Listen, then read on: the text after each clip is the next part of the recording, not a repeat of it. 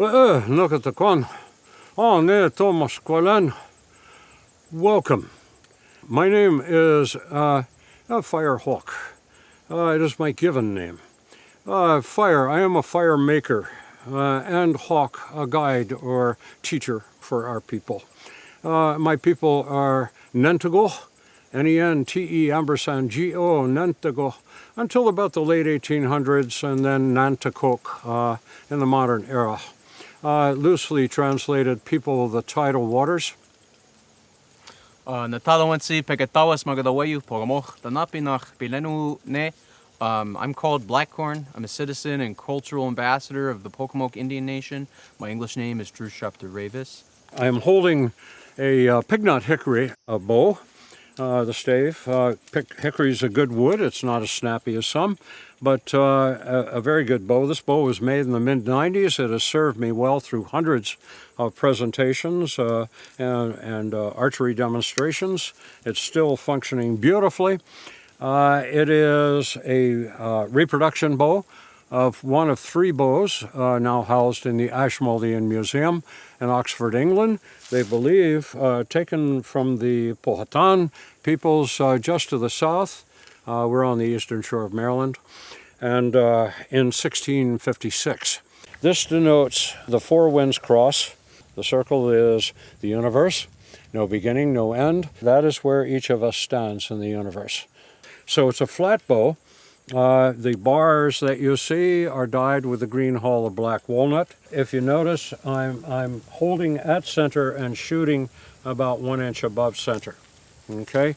Generally, we're not going to draw individual arrows. We're going to draw several arrows, and we're going to lay them under the bow, okay, and then shoot. And you don't aim because you've been holding one of these since you were about 4 years old.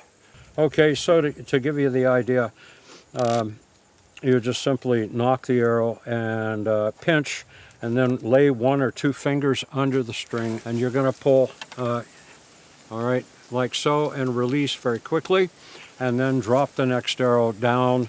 I have a friend, a Shawano, or Shawnee, that brings them up between the bow and the string and knocks them quickly. And I think his record right now is 26 arrows in a minute. That's unbelievable. And at 60-65 pound draw weight, well, good war bows, hunting bows can go 80-90 pound. I had a Shawano tell me that those could go up even over 100 pounds draw weight. So you draw quick, you can't hold it. And their arms must have been like my legs. Yeah. I mean, unbelievable.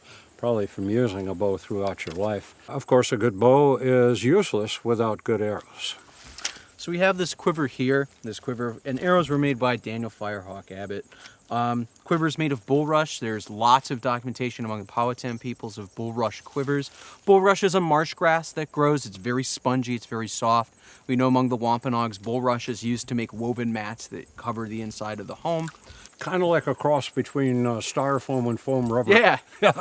The arrows inside, we have different types. One of the things that mark Eastern Woodland arrows is this type of pinch-style grip.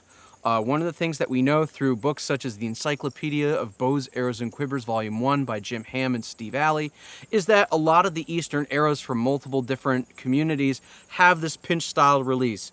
What the style of knocking shows is that the preferred method of release among Eastern Woodland people is likely a primary release that requires your thumb and forefinger, or a pinch-style release, as opposed to a Mediterranean or tertiary-style release that requires 3 fingers.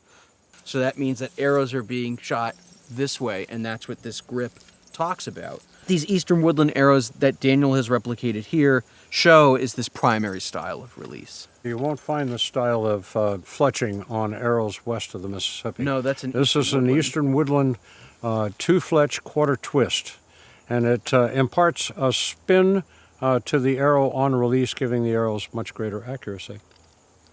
And it's found in multiple communities as well. I mean, from the Lenapes to the Senecas to the Mohawks, this style of fletching was one of the most common. There are many different points and many different woods that were used. We know that things such as arrowwood viburnum, river cane, and other hardwood shoots and shafts were used to make arrows. So many, many, many choices. You never have just one choice for doing anything you wish to do in the natural world. Earth Mother gives us many choices.